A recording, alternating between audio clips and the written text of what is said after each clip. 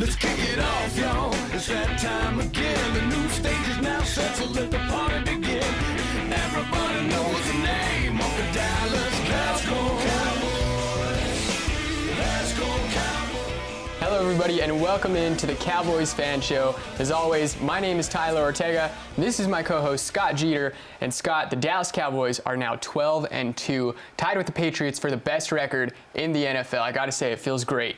No, yeah, it feels really good. And our job's not done yet. 12-2 and haven't even clinched the division yet. That's true. That's true. And for what it's worth, we definitely have at least, 4 more weeks of football to go. So at least 4 more episodes of us here, so don't sweat. Let's have a look at Sunday's game against Tampa Bay here in the film room. This one going down on prime time Sunday night in Jerry World. We'll start it off here just about a minute into the game with Zeke Elliott going up the middle through those tackles. And Scott, all night, Zeke through the middle of the tackles, money.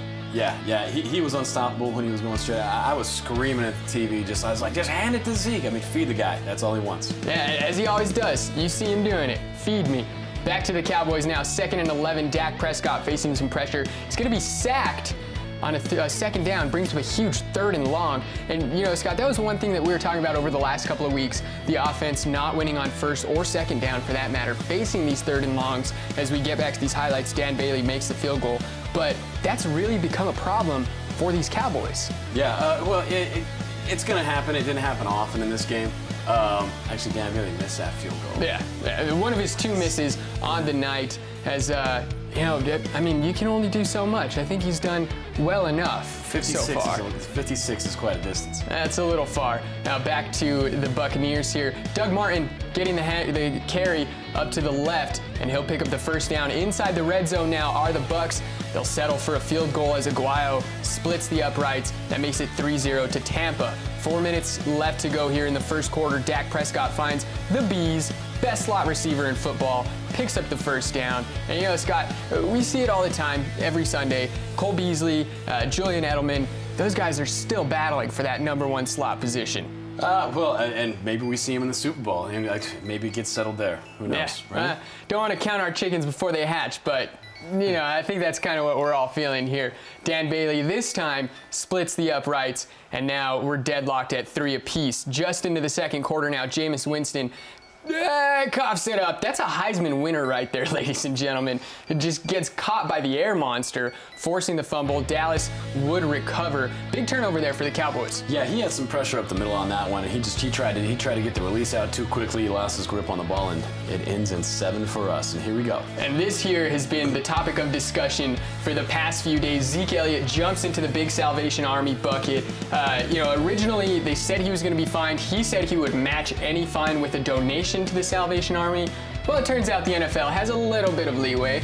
Didn't fine him, but Zeke still donated $21,000 to the Salvation Army. And give them that number, Scott, the uptick they saw. Yeah, 61% increase in donations overnight, and $21,000 of his donation is actually $9,000 more dollars than he would have been fined anyway. It was going to be in the $12,000 range, so I mean, he showed a lot of love for the Salvation Army that night. That's impressive. Just an all-around class act Zeke Elliott, as you see Dak Prescott finding the end zone there on the rushing touchdown. Had a hole so large it looks like when the Red Sea was parting.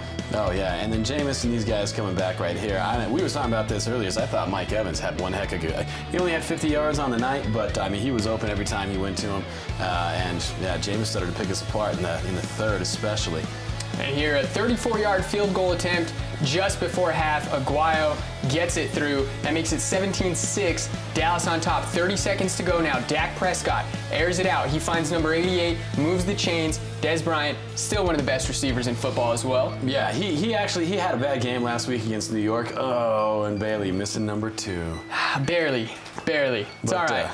Now the flip side of halftime. Buccaneers get the ball out of half. There's Mike Evans coming down with a catch. Mike Evans, one of the top, I want to say he's top 3 in fantasy this year as far as wide receivers go. And there's Jameis airing it out deep and tipped to the receiver by Brandon Carr. You got to make those plays. Well, I mean, that's the thing, is you can't be mad at Brandon Carr on that one. You can't play better defense than that. Yeah. Well, I guess you can, because you can come down with a ball. But, he was right where he needed to be.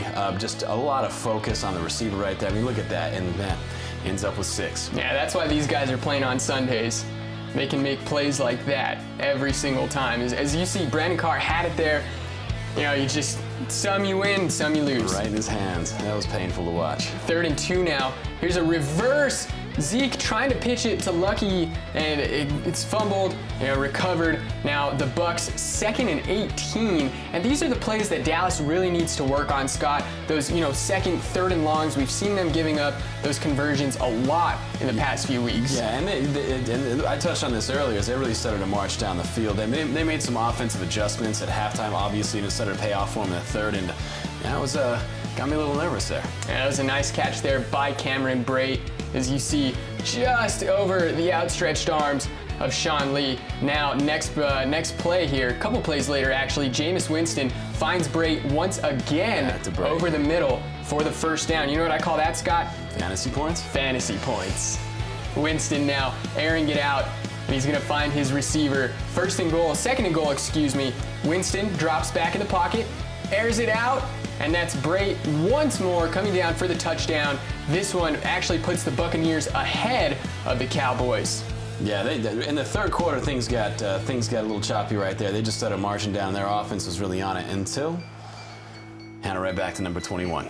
Yeah, MVP, MVZ, as I like to call him. Dak Prescott now on 2nd and 6, finds Cole Beasley on the out route, tiptoes down the sideline for that 1st down. Now Dan Bailey knots it up at 20, as he will be money the rest of the way through. Now 13 minutes left to go here. Tampa Bay on offense, and he's going to be eaten up. David Irving was all over the place in that 2nd half, Scott. Yeah, and we talked about that earlier, as they made some offensive adjustments at halftime, so we had to make some defensive adjustments, and they moved David Irving from tackle to end, and he really flourished in that spot, as you'll see in these highlights. Yeah, and now there's a lot of talk of people wanting David Irving to be a starting defensive end. I personally think he's better as a rotational player, but that's for Garrett to decide. Now Bailey splits the uprights here with 9.5 minutes to go. That puts Dallas up by 3. So Dallas needing a good defensive performance the rest of the way through. Dak Prescott finds number 82. And this is something, when I was watching Scott, I was like, hold on, I gotta pinch myself. Did that really just happen? Yeah, Jason Witten doesn't fumble very often. He's a 14-year veteran, and we talked about it a little bit this morning. That was his 7th career fumble. That's not a lot of times for old number 82. That is impressive. That comes down to 1 fumble every 2 years. Yeah. Basically for Witten. That is ball control. I can forgive that. So here we go, 3rd and 5 now. Tampa Bay on the move. And Jameis overthrows his receiver.